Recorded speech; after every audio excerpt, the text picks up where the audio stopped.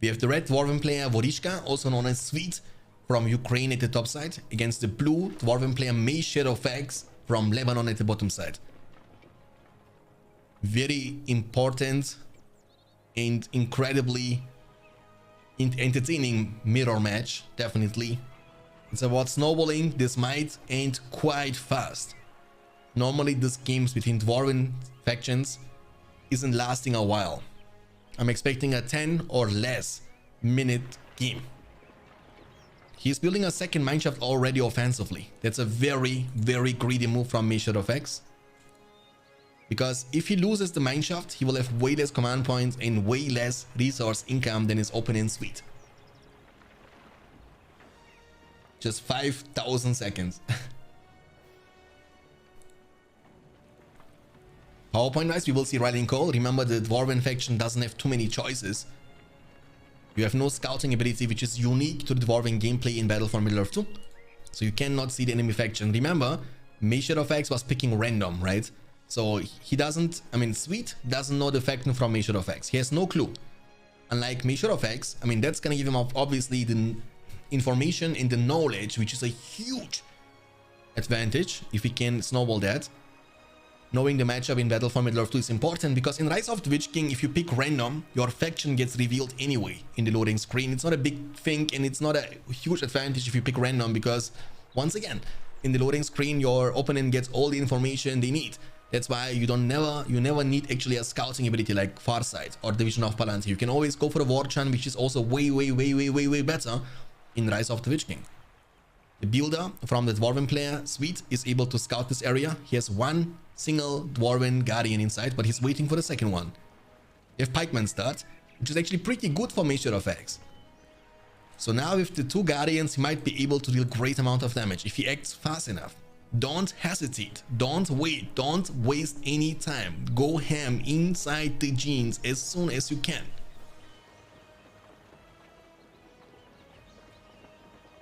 Change tournament name to 10,000th anniversary of Dwarves. True, man. To be honest, guys, I'm a bit disappointed because every BFME 2 player, especially Panda, was saying, Shanks, in BFME 2 everything is balanced, every matchup is great, every faction is equally strong. And in this Wormtongue tournament, we have seen in literally 8 out of 10 games Dwarven faction. And most of the time they lost. Like, they have the lowest win rate from all the played factions so far in this tournament. Okay, 2v1 situation. Rallying Call is available on both of these units and also on this one Dwarven unit, Hold Ground Stance. You might go for a... I would like to go for the banner here, which gives you also the charge effect and also the armor. You know, armor is pretty nice when it comes to stand in the fights a little bit longer. Level 2 is unlocked for the Mighty Guardians of the Galaxy. In the meantime, the creep is not even secured. He was creeping this one, I take it back. So he's now moving on to the trolley at the top right side. The mineshaft was seen, but he's going to creep with the pikeman. Alone, creeping alone is kind of dangerous. When it comes to creep with pikeman, the trolls are much more dangerous in this kind of situations. And Shadowfax keeps fighting. He doesn't deal any damage to the economy, and that's not how you want to handle the situation. You wanna try to macro around and destroy at least one. At least one single mineshaft has to be destroyed. Use charge at least, and deal as much damage as you potentially can. These guardians are running in safety. Run for your life. Just save them. They are above level 2. You can save them. But that's a Rise of the Witch King player, in which saving units isn't nearly as impactful and as important as it is in Battle for Middle-earth 2. Save them. Creep secured at the bottom left side. Fail the building. He might be able to get now some hobbitses, as Gollum would like to call them.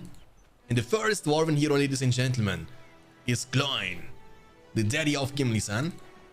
We have one Guardian from Sweet in the middle of the map. He was able to build one and building now the second offensive mineshaft at the bottom left side. Bottom right side, rather. Will we get to see some hobbits? Let's see. Eventually, they cost 220, so they are not the cheapest, but also not the most expensive units. They can be a sportive unit. You can add a couple of them in between. Shadowfax is going for an attack. The mineshaft here is going to be found and taken down.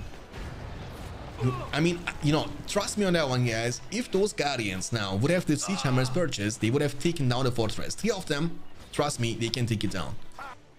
But that's something we see almost not a single time. Charge will be used on his guardians. Now they have the buff, they have increased armor with hold ground stance. They will become really strong and beefy. Gloin is inside the mineshaft. He can get out here and look at that. He's building now offensive Hall of Warriors at the bottom right side, and Mission of X has no information about that. He has no clue, because this mineshaft, this Hall of Warriors might be eventually taken down. But it looks like Sweet is trying to defend this as long as he can. The Swordmen, they are not dealing too much damage to this kind of tanky barracks structures, production buildings like the Hall of Warriors is. This, you know, this one is quite beefy, 5000 HP. And there comes Gloin, ladies and gentlemen. The Pikeman, though, the Pikeman is a different story. Watch the damage they are dealing to Hall of Warriors. Holy moly! It's one single Pikeman, you know what I'm saying? That's crazy, dude. One single Pikeman, it's a 5. Boom! Sun, shake, foundation. Shake it. Hobbit summon will be used. Gloin, the destruction machine. Hobbits are celebrating their entrance. Fireworks, firecracker, lots of things. Effective against movement kills, but hero can throw a small firecracker. Effective against movement kills. Special bonus against structures. Everything is falling apart. Gloin is almost level 6. Shake Foundation is reloading. We have seen how much damage it can deal. It was one-shotting a Hall of Warriors just like that.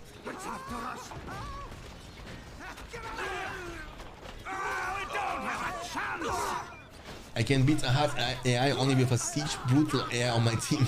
I mean, again, guys, it's not about your skill level. You can still participate, and the best way of advancing, the best way of improving is participating in those kind of events, which is the most active part of a video game, right? Competition, tournaments, lots of activity, and you will learn a lot from losing. So the more you play, the more advanced you will become, and the better your opponents are, the faster you will be able to learn. I mean, the Hobbits from the Shire, though, they are doing a lot of work from Sweet. Oh man, the Gloin differential. Level 1 against level, what, 6? Almost 6, yeah. But looks like this Gloin is faster, because he's using the aggressive stance, which is also giving them, I believe, increased movement speed. Look at this, that looks so funny. That looks so funny when they're... Gloin, look at them. Heal. Can touch this. Can imagine like a can touch the song in the background, you know what I'm saying?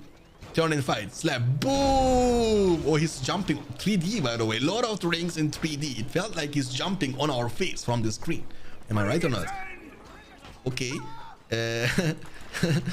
Yeah, look at the minimap. You know, the minimap is telling you all the informations you need. Like, we see only red everywhere. He was expanding extremely well at the top side of the map. He was able to find every single mineshaft at the bottom left side from his opening. The offensive barracks level 2, by the way, which is even tankier with faster production, building, and speed.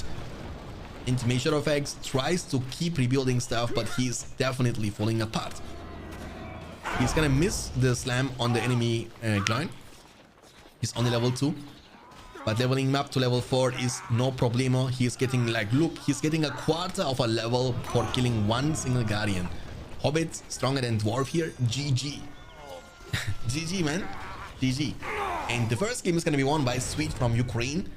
He needs only 2 more wins to advance to the next round. You see 2 Malone trees coming up for the Elven player, and 2 farms coming up for the Man of the West player, Wodishka, also known as Sweet. Legolas will always win. Ban goblins. We have not seen goblins today, poisoned. Melon. But they are most of the time picking random factions, so we might hopefully be able to see goblins. I believe we have seen goblins a lot the other day.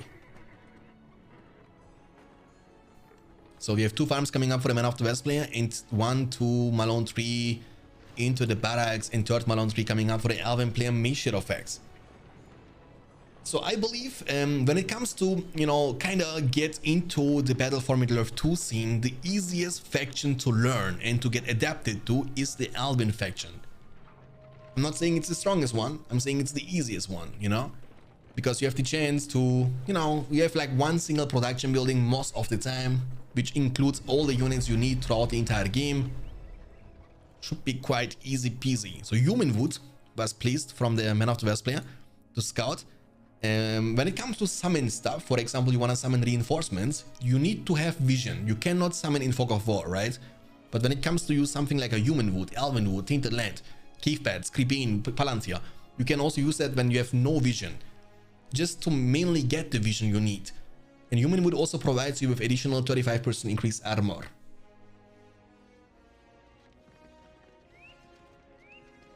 Do you think the early Trandul is a good advantage in the game? Define early. Like, you cannot rush Trandul. You need units on the field. And it's very situational, you know what I'm saying? In most cases, Trandul is a great hero when it comes to snipe other heroes. That means when your opponent is spamming lots of heroes, for example, Theoden, Boromir, Faramir and stuff like that, and you want to counter that, you can go for a Trandul, because Trandul is a great hero, like an anti-hero, to kill enemy heroes. But again, you don't rush heroes in BFME 2, because you have no walls, no protection. If you have no units, you will lose everything, because they won't wait until you get Trandul. They will attack you all the time. Why nobody is playing Glorfindel? I believe he's not really strong in BFME 2. And most of the time you have better choices. You see Legolas quite often in Battle for Middle-earth 2. You also see Haldir from time to time, Arwen quite often. Riders of Gondor, the Knights of Gondor. What a timing. What a timing. Oh, no, no, no, no. Don't run, fight. Oh. Hold ground stance will buy you some time, but it's not gonna be enough. You will still get crushed. And what the painful situation is for Measure of X, it is that those Lorien warriors are actually expensive units. They cost 360 each, you know. So losing them hurts. They cost even more than pikemen, which is a very rare situation. Normally, with almost every single faction, the swordmen are cheaper than the pikemen. But the Elven faction is a bit different.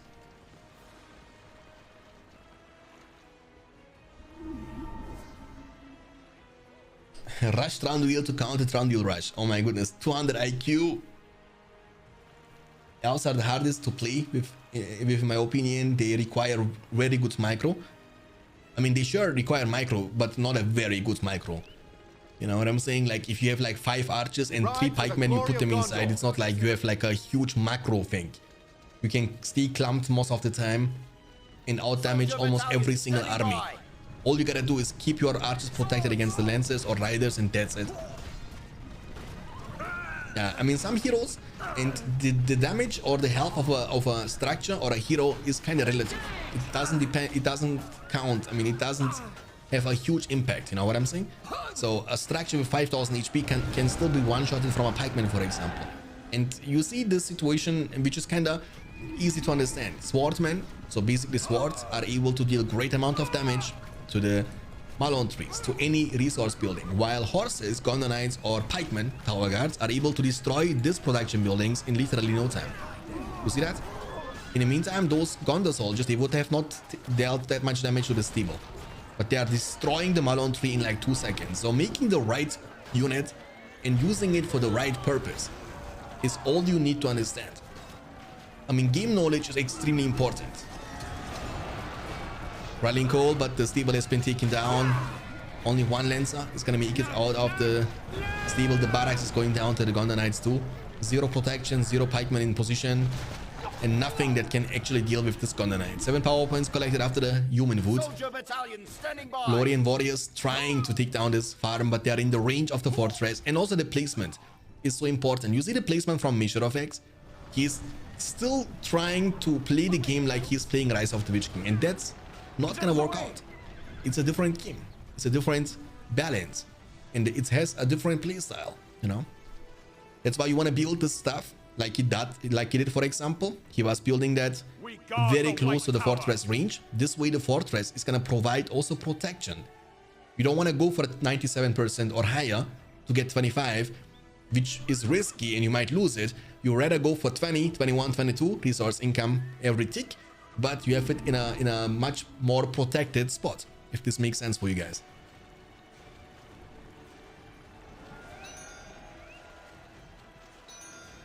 Shanks, you like this teaser? What do you think? We watched that yesterday together, actually, in the stream. I mean, what should I think about it? You know, like, there is not much happening. I will train BFME 2 before this. GG. We have the red Elven player Vorishka at the bottom side against the Blue Goblin player may Shadow Fax at the top side. Andiamo Petrova ubicate ID Ioi. Dariola. Dario, they have so many badges next to your name, dude. Sub gifter, and a VIP. I still don't see him online. Okay, that's kind of bad. So we have 2 tunnels coming up for the Goblin into the Goblin Cave. Malone 3, Malone 3, Malone 3, Malone 3. Economical opening for the elves. From what I've seen, and that's my personal ranking in terms of the strength of a faction in a one-on-one situation, I believe the number 1 so far is the Man of the West faction. Number 2, from what I've seen, is Mordor, then Isengard, then Goblins, then Elves, and then last but also least, Dwarves. That's my tier list for the faction strength and power of the faction. At least the performing of these individual factions in this tournament so far. Goblin Cave number 2. There is a work layer actually close to this side.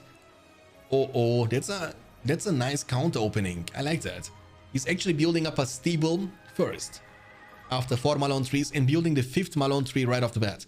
So I believe he's gonna get like 1 or 2 Lancer, but he's also going to build barracks as soon as possible, which you need. Because the last thing you want to do is defend yourself only against goblins. I believe you want to use these Lancers to put pressure on Measure Effects, and then get some archers recruited from the barracks to keep defending himself. Well, Dwarves did pretty well in some games, yeah, but in very rare situations. Very, very rare situations. And again, I don't see Dwarves cannot win a game. But I think they are very handicapped faction. Because in order to be able to win a game, you need to have a perfect start and opening into the game. You need to have like a crazy effective push, which deals insane amount of damage. Then you can snowball and win. True. I mean, it's possible, definitely. But again, I believe the more you advance in the tournament, the more experienced your opponents are, the harder it is for a Dwarven player to get the advantage he needs to snowball the lead into a victory. And we will see that in the finals of the loser bracket. We will see that in the grand finals, eventually in the finals between Inumara and Sauron. Dwarves, they won't most of the time get the chance to snowball. And again, if Sauron wins with Dwarves, I believe that doesn't mean too much, because Sauron is just the best player, right? So Sauron can make any faction and any weak unit shine bright like a diamond. We have 3 Goblin Caves now. Lots of goblins are being recruited, but the problem is they are getting countered by the one single Lancer Battalion. Yes, in total, 5 Goblin Warriors already inside the tunnel. Now it's about building an offensive tunnel and going for a push. Where is the builder? Where is the second builder from him? I don't see it on the minimap though. I mean, I see only 1 Goblin Warrior building a tunnel in the middle of the map. The attack is gonna happen. He's choosing to defend himself, which is not a bad thing. When it comes to trample such a big army of, goblins, you need to be careful to not go inside of the army too much. It's hard to explain, but if you trample in too much, you will get slowed down, and then you cannot move out anymore in time, and then you will just take a lot of damage and eventually die. That's why you want to go for a small trample. So, oh my goodness, did you see how many goblins got trampled down and how much damage they received from the wargs? I mean, that has to be tilting when this happens to you, you know what I'm saying? The wargs from the creeps are able to actually trample you.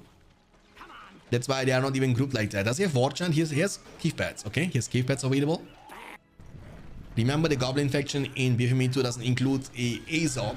The hero doesn't exist, so you have only Gorka the Goblin King, you have Shelob, the Spider Queen, and also the Dragon Lord. That's all you get.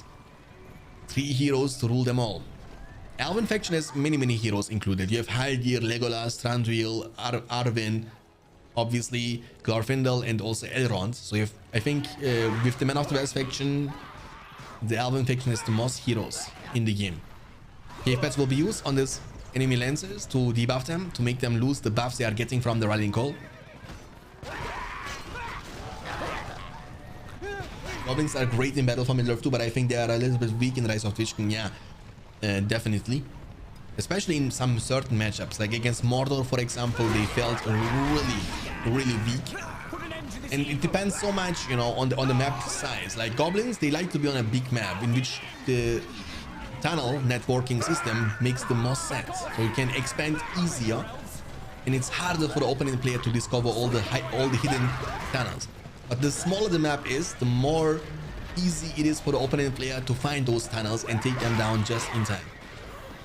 Again, the punishment system is just too big, and that's a huge differential. Like the fact that you can recruit your cave trolls from a level 1 fissure in Battle for Middle-earth 2 versus level 2 fissure in Rise of the Witch King makes a huge differential, in my personal opinion. Okay, so we have creeping action going on in the middle of the map with pikemen and Lorien archers. More lancers eventually being recruited. Yep, that's the case. And lots of pressure. And, you know, we found ourselves in a very similar situation like we have seen many times with the Dwarven faction. Goblins, they are pretty similar to the Dwarven gameplay. They want to snowball. They want to have a lead and outnumber the enemy, outspam them, and use the entire map for their push. But if you find yourself in a situation like that, in which you can only defend yourself, you have zero presence on the map, zero, tunnels being built in the front, it's really hard to defend all the time. Because you will get outclassed in long terms. You will get outclassed. The second the Elven player has a huge army with archers, pikemen, and Lorien warriors, and, lancers, you will get outskilled. You have Arwen on the field now. And there is a well coming up for the sustain. The Mirror of Galadriel. Quite squishy building, 900 health only. It also has like a long build time, as you can see. It doesn't build up that fast. Look at this cave troll.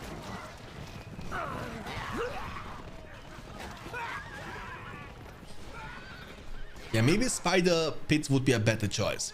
Maybe spider riders could be a better choice. Or when you see this many lancers, get the fissure to level 2 for half troll pikeman. I mean, he has level 2 now. He's finally going for half troll pikeman, but it might be a little bit too late for this one. We shall see.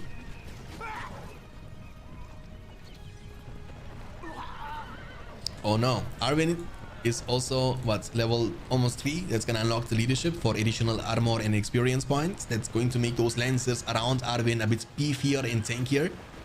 The tunnel is gonna be found and taken down, and you can see like he's kinda moving on step by step. He's discovering and taking a move. He's discovering again and making a move. You want to make sure that he's 100% aware of every single tunnel placement from Measure of X, which is extremely important in this matchup. So Sweet definitely knows what needs to be done, and game knowledge is much more important than micro and macro. If you can be the best micro and macro guy ever, but if you have no game knowledge, if you don't know what is supposed to be done in this specific matchup, you will lose. Because RTS, you need to have a strategy, real-time strategy. You need to have a strategy. You need to know this is the meta. I need to do this, I need to do that. Then you can win.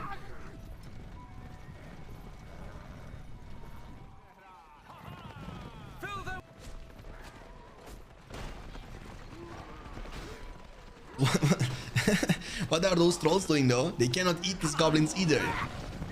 I mean, I don't know what they are doing. They are actually working out, you know what I'm saying? Sprinting to lose some weight. In the middle of they are going for a jogging tour. I mean, how many times do you see that? Horses chasing down trolls. And trolls finally turning around and fighting, but it's too late. The pikes are coming. Look at the troll though. He's angry. Please, no. Oh, troll, please do something. Imagine a tree in his hand. That would be much more impactful. Oh, okay. The Viking of Dungeon Special Summon. I see you.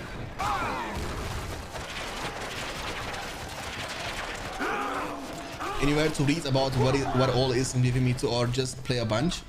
I mean, you can read that, I believe, also in the changelog, right? On the 1.09. But I believe the best experience can be guided when you play it. Just play it, get a shot, try to understand the game's mechanics, what needs to be done with a specific faction, what is the current meta. Because, for example, Mordor is a faction with plenty of options, right? You can build movement kill, you can go attack trolls, you can do this, you can do that. So you have many options, but only certain options are viable and reliable. Only certain gameplay with the one specific faction can lead you consistently to a victory. So play the meta. Oh, Gorkil the Goblin King. Okay. Level 4. Leadership is unlocked for additional armor and also combat experience. And also buffs the trolls. And you can combine it with the Skull Totem, right? So Skull Totem is also giving you 35% increased armor. Works like a tainted... Oh, we have Elrond. Oh my goodness. This guy is sprinting, boys. Guys, I'm telling you, last night when we have seen Elrond, he was so incredibly strong. He was able to kill Gimli every single time. So Elrond level... You know, Elrond against Gimli, who is not level 5 yet, was impressive. Because this guy is so fast that you can not run away from him. That's not possible. Or don't lose many dancers, though. What are these tunnels here? I don't get... Do you see there's 3 tunnels? 3 tunnels.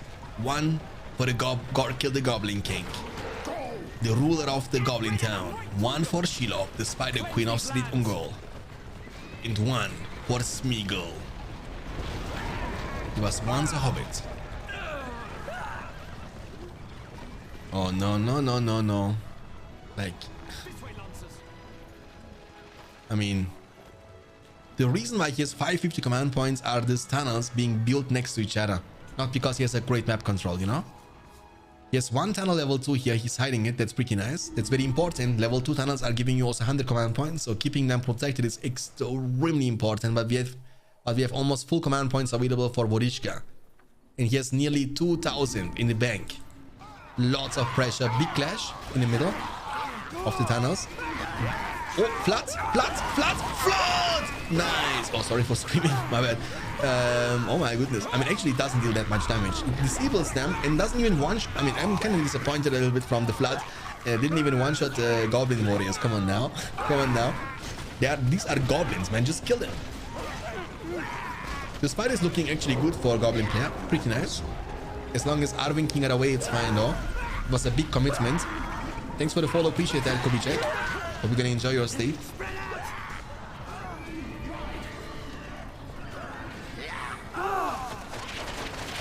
Oh, arrow volley, arrow volley, yes. But he killed only goblins, mainly goblins. Gorkil, Gorkil, run. Can touch. This guy is like every time he's moving and running, it looks like he's dancing. You know what I'm saying? Moves like a jaguar.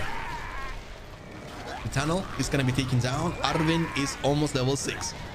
Has leadership, and remember, her daddy is next to her side, who also gives leadership, and it's a high tier leadership from Arvin has been slain. It's unfortunate. Level 4 Gorkil the Goblin King. Level 6 unlocks the poison stinger. However, you can only use that when you are mounted on the scorpion. And level 10 is a huge power spike for this dude, because he will get the chance to summon 3 fire drakes, which is a massive power spike for a really cost-efficient hero like Gorkil the Goblin King is. But again, getting to level 10 with any hero is really, really challenging. Maybe you can kill Elrond, man. Like, he can always get away, right, from the situation. He's level 4. He's gonna get some more damage, but look how fast he is. What is he doing? What is he doing? Does he have heal from the spellbook? No! Elrond! No, Elrond! Elrond has been slain. What a troll. Troll from the Elven play. He has only 100 command points available now. He lost a lot. He lost all the Lancers. He lost his Elrond. That's really painful. We have now Thranduil. You guys wanted to see Thranduil? Look at him, guys. You see that? Thranduil, the king of Mirkwood on the Mirkwood 2 map.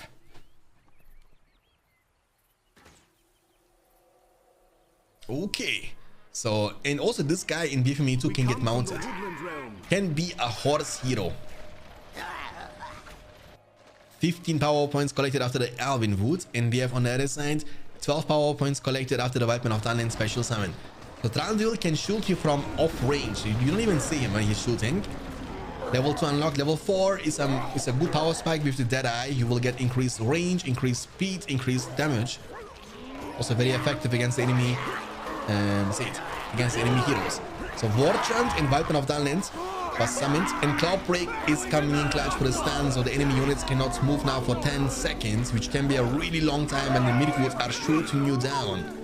And the Weapon of the Alien special summon is gonna be just taken down the second they get spawned. Be careful with the hero though, he's level 4, yeah, but he's not the tankiest hero in the game. Oh my goodness, look at this damage from the pikeman. Oh, it was really close. Boosting, oh no, you can't. If he would have level 6 now with the Gorkil, the Goblin King, he would have taken down Trandul, trust me on that one. Looking pretty nice. The Blast. Blasphemy. 666, thanks for the follow, appreciate that. Welcome, hope you're gonna enjoy your stay. Thank you, man. Is this like the new version? Yeah, it's like a, you know, community-made patch. Could be changed. It's 1.09 version 2.0. Remember, the games are abundant. That means there is nothing official in this game anymore since 2004. So everything which was made after 2004 is kind of non-official, but it's still great. It's a community patch for the community.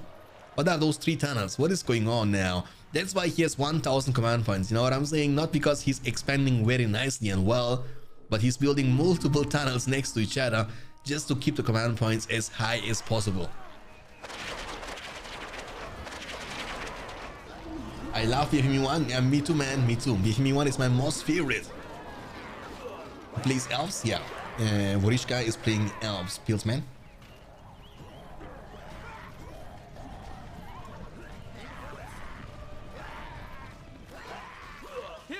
Vorishka means water. Okay, didn't know that. Thanks for letting me know, Maxim. Watcher in the water. Run, Gorkil, run, you fool. Elrond is back on the menu, boys. He's almost level 5. Slap him, slap him, slap him. Where is Trandul at? Trandul is also level 4. Has the Deadeye available for the worst case scenario to snipe down this Gorkil the Goblin King from a really long and safe distance. And oh, the final level 2 tunnel is gonna be found. That hurts. It was almost level 3 already. We have now lots of Mirkwoods on the field. Level 3 Elven barracks, which will also act like a tower with 6000 HP. I would love to see Silverton arrows on this, you know, on this Mirkwoods, but the Elven player doesn't have too much money either, you know what I'm saying? And I believe that's the main weakness of the Elven faction, right? In long terms, like you have no eco boosting stuff, you have no pillage, you have no industry, you have nothing that can give you additional money for killing units, for boosting your, you know, resource buildings or building lumber mills. That's not possible. But goblins can go if they want to for a scavenger, which can give you actually lots of money, and it's really efficient if the game lasts for a while. If you kill heroes like Elrond and also Trandul, you will get so much value and so much money from it. Look at this, look at this, look at this pikeman. Oh, Whirlwind. Okay, Whirlwind just saved him in the last possible second. Okay, he was using Tainted Land, and the Tainted Land was getting covered by the Elven Wood. And some black magic stuff is happening actually with the Whirlwind from Elrond. Doesn't deal too much damage, but it's able to disable them and knock them up on the air all the time. Oh, be careful with the lancers. Okay, he's paying attention. Mirkwoods though, they are hitting from a really long distance and also quite hard. Double well for the faster sustain and regeneration of the health. Elrond is almost back up to full HP. He has Attila, so he shouldn't be worried about the situation. We ride from Rivendell. We have a late game now, ladies and gentlemen. We might see Dragon Lord very soon. He has Dragon Nest upgrade on it, but he has not that much money, right? No, he has not that much money, guys, unfortunately for him. And even if he does get Dragon Lord, let's be real, what can Dragon Lord do against this many Mirkwoods? And one of them is even level 6.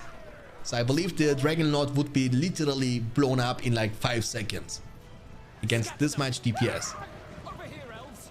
Okay, level 6 finally. That means the Poison Stinger is available for the next big fight. Eyvallah Onnigogo. Hoş geldin, sefalar getirdin. 3 tunnel clump new meta. Yeah, true. New meta. 3 tunnels to rule them all. And they will be now taken down one by one. And that's gonna make him lose so many more command points. He will be dropping down below 700 now. Also, this is gonna be found. Oh, that hurts the most. It's a level 3 tunnel, by the way, guys, which gives you in total 175 command points. So losing this is quite painful. And it's still quite squishy with 3300 health. Arrow Volley is coming in clutch. And the goblins are dying one by one. Poison Stinger, can he take him down? He's paralyzed, but here's Atelas, right? Yeah, he's gonna use heal, and he's fine. He can also use Atelas for the worst case scenario, no problemo. Hinuza, thanks for the follow, appreciate that.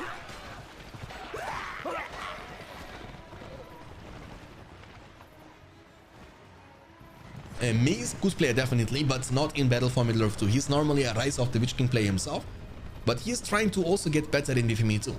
So we can't blame him for his performance in this tournament because he has not played this many games on Battle for Middle-earth 2 yet. But if this game would be played on Rise of the Witch King, it would be a different story. It would be like a, you know, reverse situation. We would see Sweet getting smoked from Mage Shadow X. So it's like, about the question is, how much experience does the player have in this game? In this case, Sweet has much greater experience in Battle for Middle-earth 2 in compared to Mage Shadow X. So level 5, Transwheel.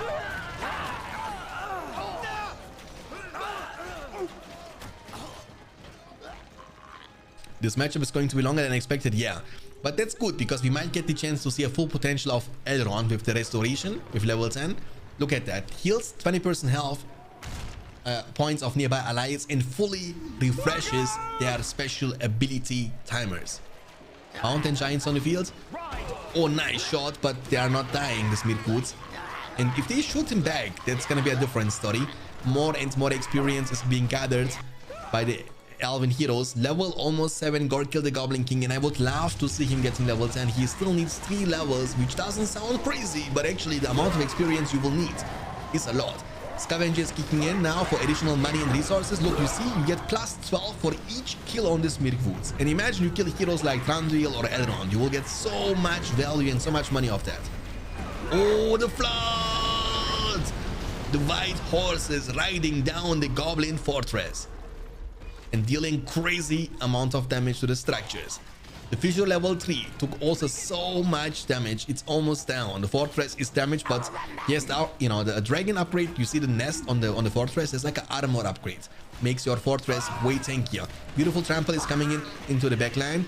Gorkil is diving in. Oh my goodness, look how many does he have?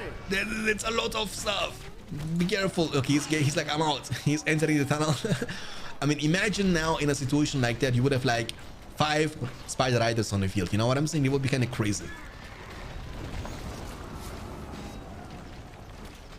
Oh man, oh man, oh man. And the fortress is falling apart. Mage Shadow X. The ends. Come, my friends. The ends are going to war, or the ends are going to the gym. What is this fat end on my screen? GG, well played, guys. Mage Shadow X has been defeated